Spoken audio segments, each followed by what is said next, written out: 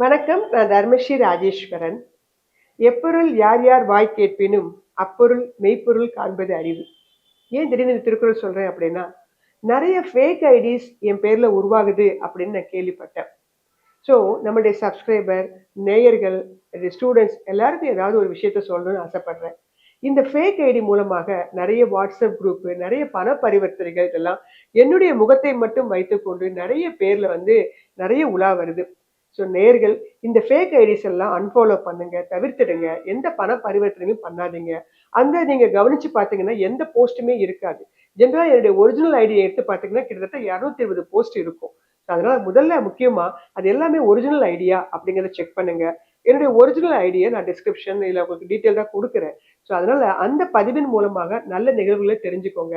இந்த மாரி மோசடி பேர்கள் மூலமாக நெறைய ஃபினான்ஷியல் கிரைசிஸ் நடக்குது. ஸோ என்னுடைய நேயர்கள் அதுல வந்து அகப்பட்டுக் கூடாது, தப்பிச்சுக்கணும் அப்படிங்கிறதுக்காக தான் இந்த பதிவே. ஸோ தயவு செய்து இந்த ஃபேக் ஐடிஸ்லாம் தவிர்த்துடுங்க. இந்த ஃபேக் ஐடிஸ் இருந்தது அப்படின்னாலும், நீங்க தயவு செய்து எனக்கு ரிப்போர்ட் பண்ணுங்க.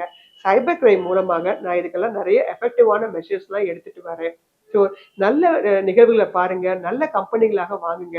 அதை விட்டுவிட்டு யார்கிட்டயும் பணத்தை குடுத்து, உங்களுடைய பொன்னான நேரத்தையும், பொன்னான பணத்தையும் இழந்துடாதீங்க.